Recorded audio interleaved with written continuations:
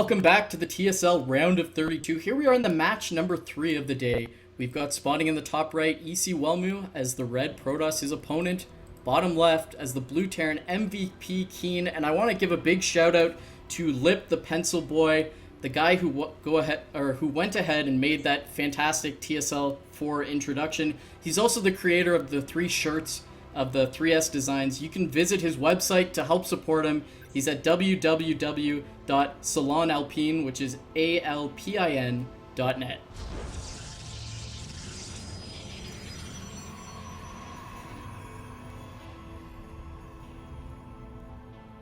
It looks like we've got a fairly standard opening here. Our Terran player putting down his supply depot, and we've got the pylon in base for EC.Welmu. It's going to be interesting to see what sort of early game builds they go on here.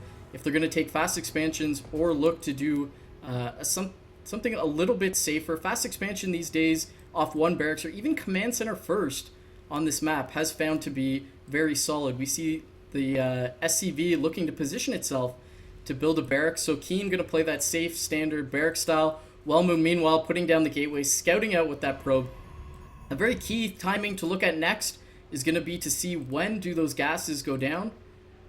No gas is coming out yet for either player as they continue to scout, and there's the gas for Welmu. So very, very typical early game here out of both players.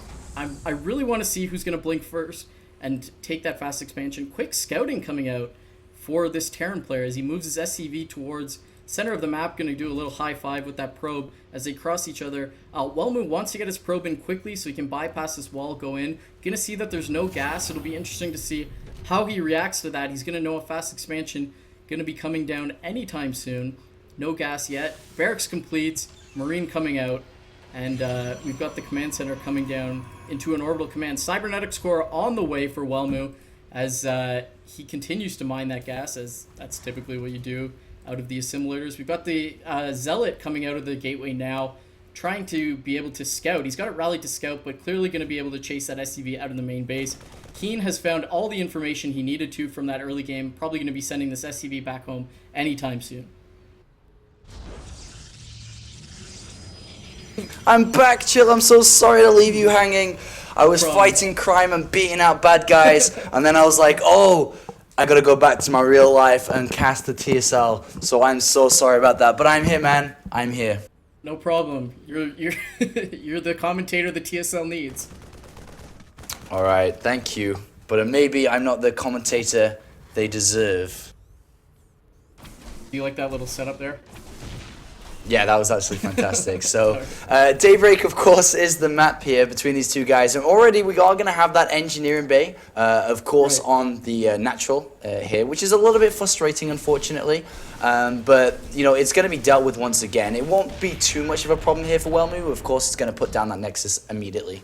And what do you think about this bunker coming out from Keen? It seems just a little bit passive to me. I mean, I know he doesn't want to die to any sort of Zealot stalker, but you know, he should be well aware that the Nexus is on its way down. I'm not 100% sure that you need a bunker this quickly to defend as a Terran player. Yeah, indeed. You don't need it out as early on, but the reason why he's got it here is because he has no map control whatsoever. He doesn't know anything, of course. He's got no map presence, and Welmu can be an aggressive Protoss player as well by throwing down additional gateways and so on. So he'll have to be very careful about that.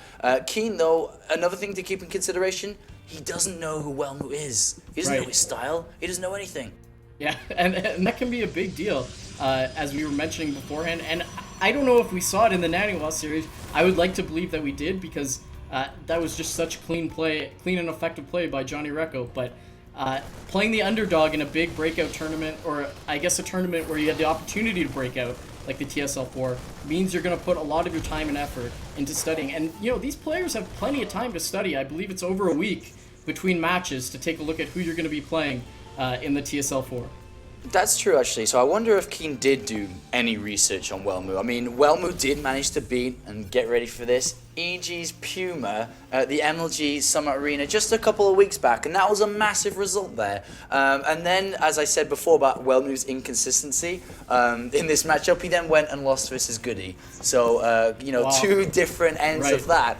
But, you know, he still managed to beat Puma, which is a great win there for him. So maybe Keen would have researched a little bit on this.